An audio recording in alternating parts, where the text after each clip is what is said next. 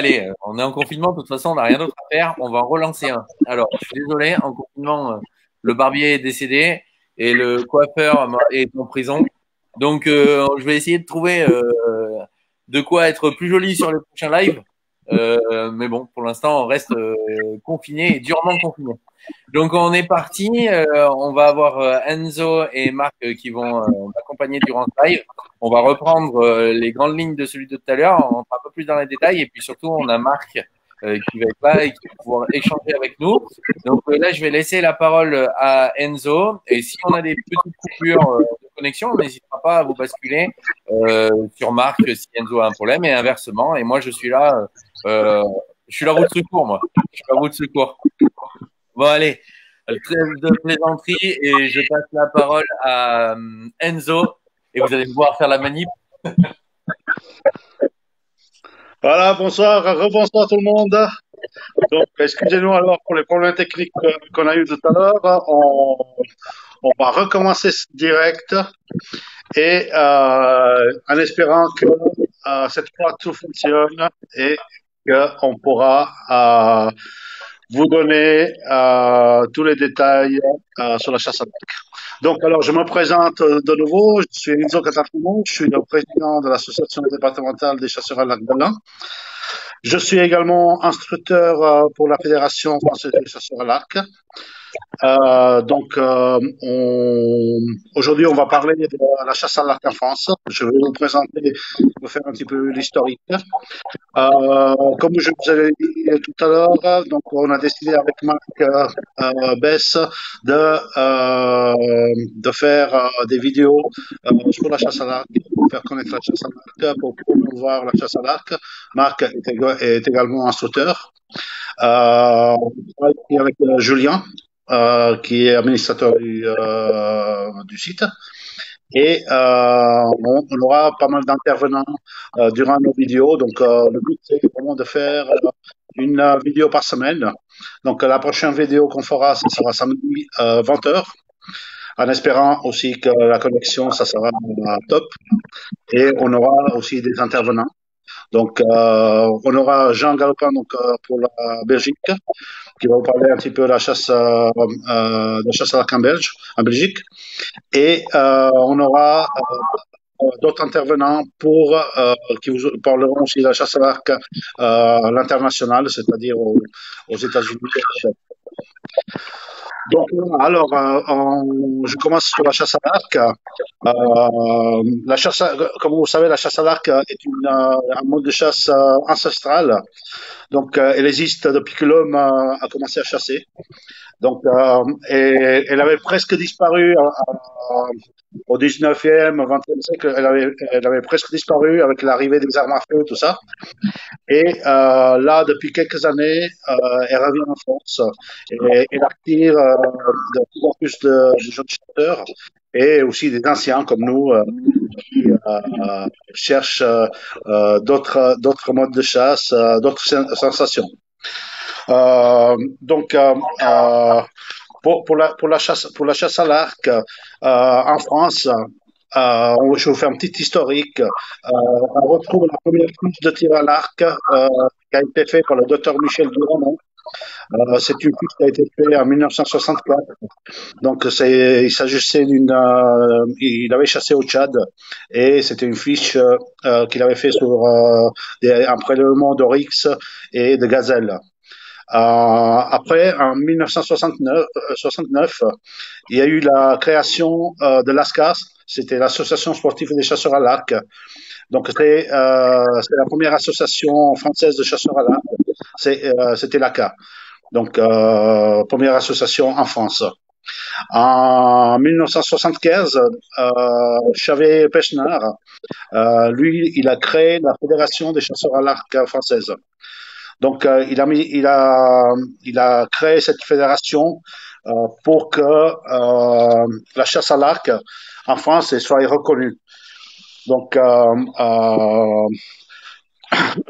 FFCA a été créé à la base pour obtenir la réglementation de la chasse à l'arc en France et coordonner tout ce qui tournait autour de la chasse à l'arc, ainsi que le développement de la chasse en France. Si on revient après en 1995, la chasse à l'arc a été reconnue officiellement par arrêté ministériel. Donc, elle a été légalisée en France et tout le monde pour maintenant peut la pratiquer. Donc, la chasse à l'arc est toujours actuellement par arrêté ministériel. Avant, ils chassaient, mais avant l'arrêté ministériel, elle était admise, mais voilà, on était toujours dans un flou. Donc là, elle a été officiellement reconnue et légalisée en 1995.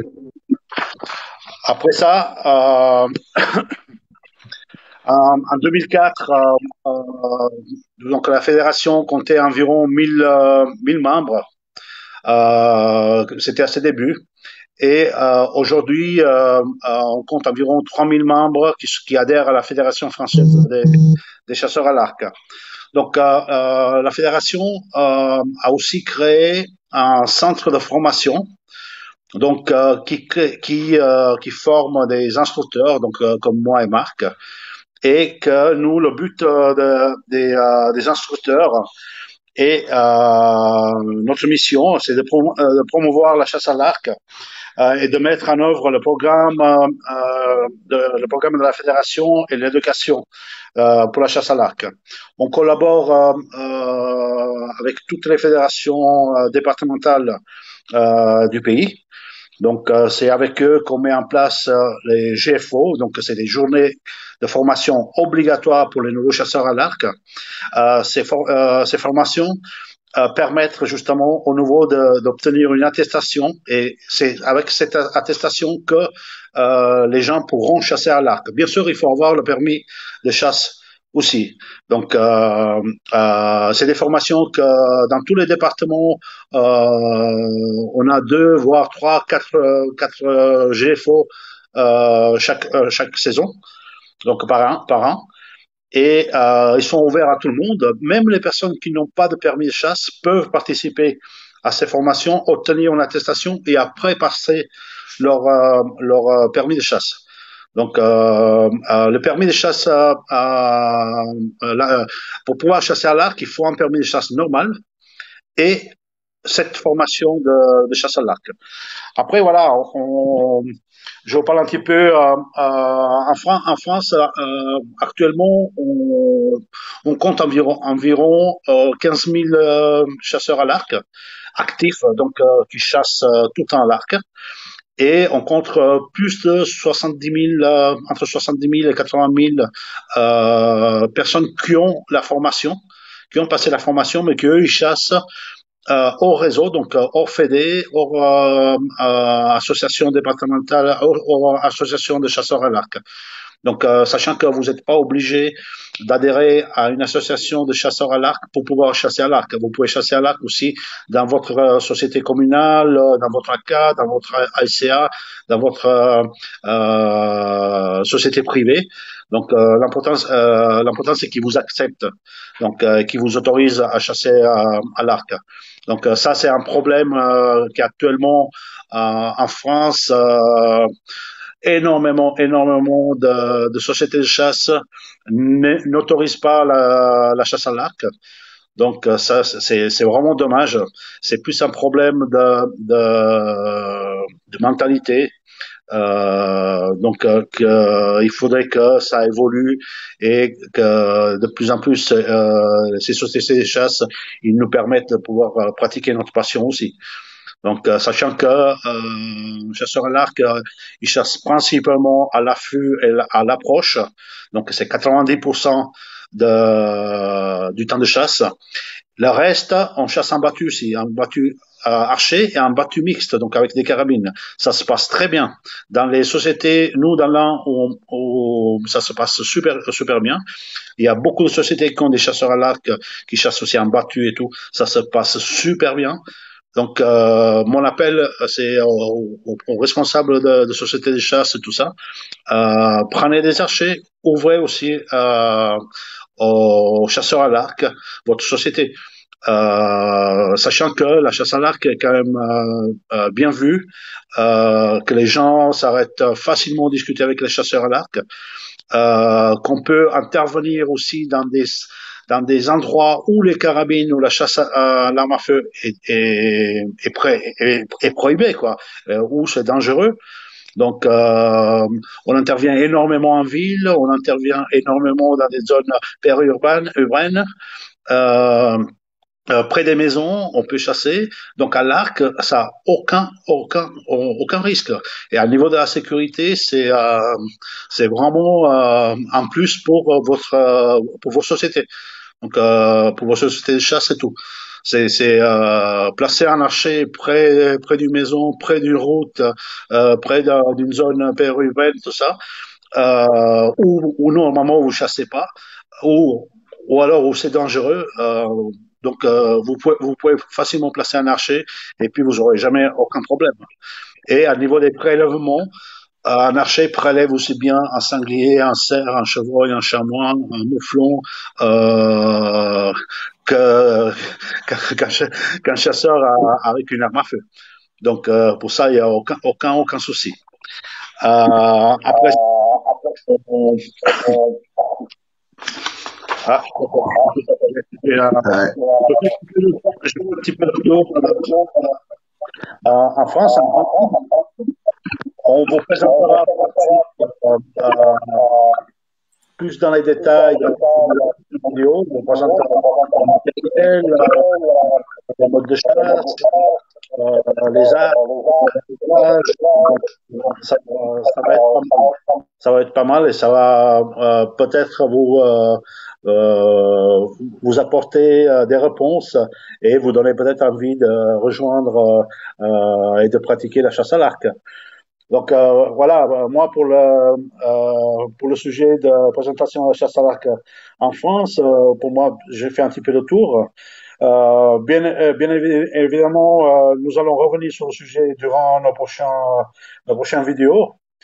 Après, pour ma part, voilà, je vous remercie de m'avoir accordé votre attention. Et là, je vous dis à bientôt. Je vais passer la parole à mon collègue Marc Bess, que lui, il va vous présenter le deuxième sujet de ce direct et prendra la suite des choses en main avec Julien. Voilà, je vous remercie et je passe la parole à Marc.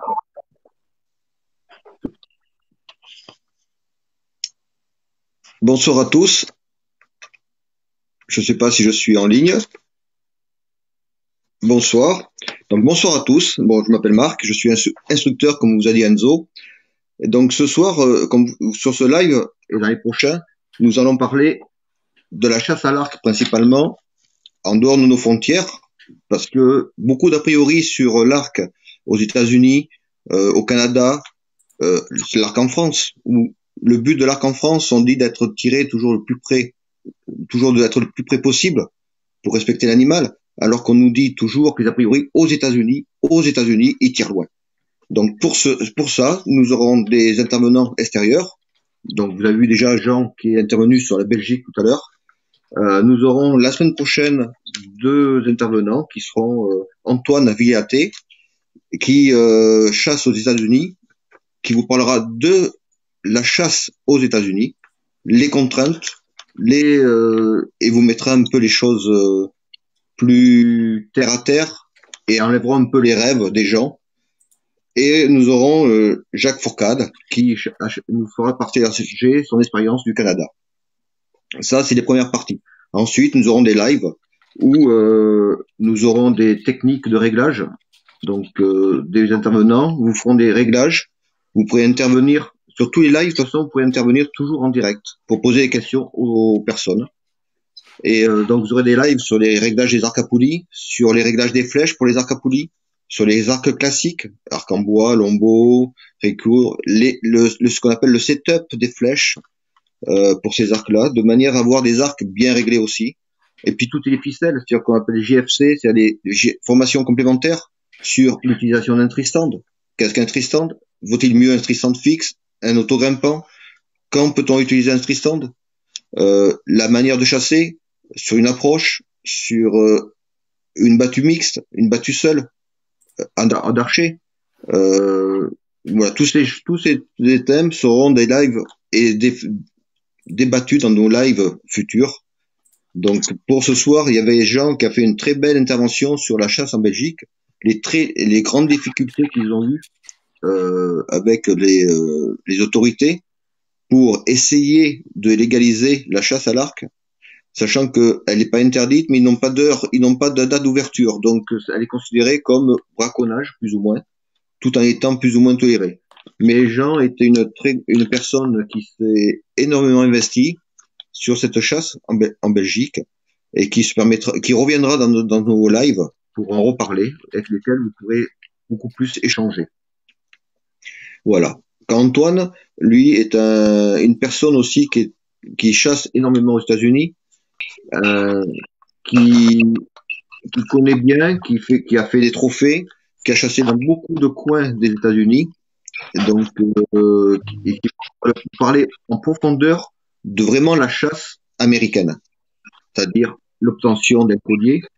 C'est-à-dire qu'un collier là-bas, il faut l'acheter, mais vous n'avez pas l'acheter parce qu'il vous faut un nombre de points pour pouvoir l'obtenir, chose qu'on n'a pas en France, parce qu'en France, dans les sociétés de chasse, on peut obtenir un bracelet plus facilement. Et puis les conditions de chasse, les délais de chasse sont très courts aussi par période. Donc, mais tout ça, c'est des spécialistes qui connaissent bien leur sujet, qui pourront en parler, qui pourraient échanger avec eux. Voilà. Donc là, ce soir, c'est vrai que le live est un peu court, mais je vous donne rendez-vous au prochain live samedi prochain, où on sera beaucoup plus et on aura une discussion avec les intervenants qui sera beaucoup plus enrichissante. Je vous remercie tous de votre accueil et à très bientôt.